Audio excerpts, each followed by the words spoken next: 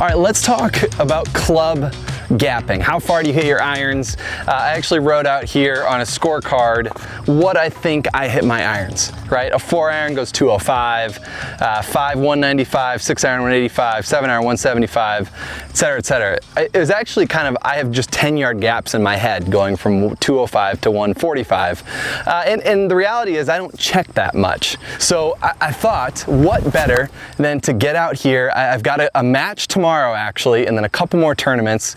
I thought, let's check some distances. Let's really get dialed in because my distance has been kind of a problem lately. So I thought we're gonna do just some spot checks. I don't wanna bore you with 100 shots. So I wanna take the 9-iron, the 7-iron, and the 5-iron, see exactly what my distances are there with those and compare it to what I think it is. We're gonna hit some shots, have some fun, see what we can learn. We're using the Rapsodo MLM. This is, in my opinion, one of the best launch monitors under $500 that you can get. We have a coupon code down below. They've been super nice to Golf Science Lab here, so make sure to check that out. Link is down there. That is a good discount from them. So we're gonna use this for our club gapping because it's accessible. Anyone can get this and use this, and I think it's a tool that's worthwhile. So let's dive in. We're gonna take the 9-iron. We're gonna get 5 shots, which are around average. You know, anything that's a chunk or anything like that, we're gonna take out, but 5 normal shots, and we're gonna see what the averages are. Let's get into it.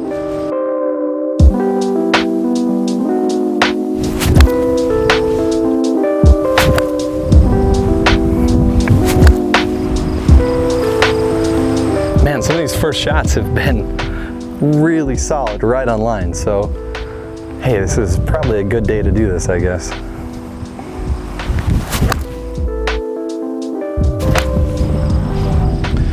All right, so we've got 5 shots here. Got an average of 163, actually. We've got ranging from 153 to 172. That 172 had a little bit higher ball speed than the rest, so maybe just look at that. We might want to remove that from the data. If we remove the 172, what does that put us at? That put us at 161 is kind of the distance for a 9-iron. So that's about 6 yards more than I was thinking when I was just kind of out playing where this goes. And that's a full, you know, 100%, not taking anything off of it, kind of 9-iron. So good to know. I might have been a little bit off there. Let's jump to the 7-iron. Let's see where we're at with that one.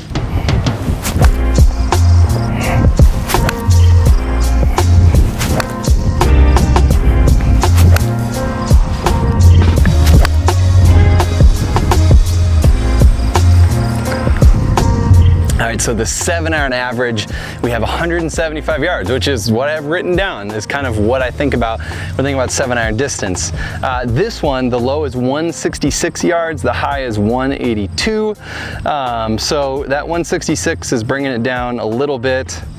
Most of the ones here, 171, 73, 78. Yeah, so 7-iron, a little more inconsistent, but kind of in the same distance, same yardage as I thought it was gonna be. The only thing is we had 2 of these shots where the launch angles were lower than the rest. So, and those were a couple of the longer ones. So that is interesting to me, something to look at of potentially removing those and trying to replace those. But the others, pretty good, 175. It's good to kind of know your yardages. There's one there, I checked that box.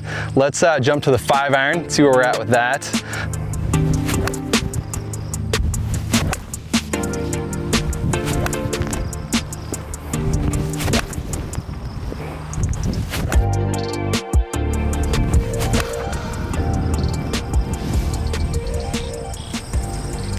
All right, so 5-iron, just got done hitting. I hit a few more than 5 this time because there were some shots that I thinned a little bit, didn't go as far as I wanted to, as they normally should, an average shot. So I deleted those shots, got 5 shots in here that are pretty average, pretty normal for what I do. We've got 195 as the average, so right on the scorecard with what I thought it was gonna be, ranging from 190 to 198. The ones that I removed were like 181, 182. I just didn't feel like they're part of that average, which I'd want to base my distance off of, because I typically am going to strike it pretty well. So that's what I'm looking for in this, is a well-struck shot. So 195, pretty happy with that. So what we learned, which is really interesting from this club gapping, The 5-iron, 7-iron were right on point with what I thought I was going to hit it, and the 9-iron was 6 yards farther. So I'm really curious now about that pitching wedge and 8-iron, where those are at. That's going to be for another video, another time where I research more into that. But I think club gapping is so important to figure out exactly how far you hit it, even when it comes to your 3-wood and driver and hybrid, so you can be more strategic about what you're hitting off tees, knowing exactly where it's going to land. Really enjoyed this quick little exercise. Again, Rapsodo, you can check that out. You have a discount code down below. And yeah, we'll see you next time. Hopefully now when I tee it up tomorrow for my match, I have a little better idea of my yardages for those shots into the greens.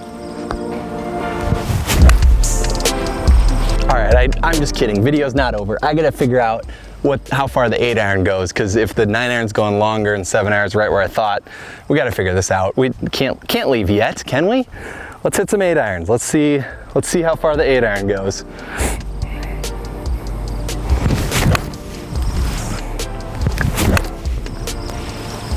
That wasn't bad either.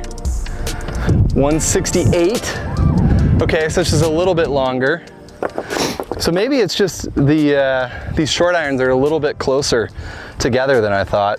Maybe the wedge goes a little bit farther, 9 goes a little bit farther, 8, then it flattens out at 7. I'm curious if that's the case.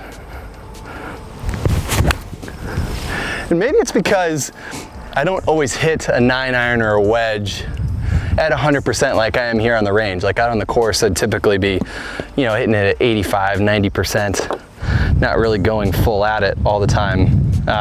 Maybe that's in my head why I have kind of those numbers. So very interesting, very interesting. All right, we need a couple more 8-irons.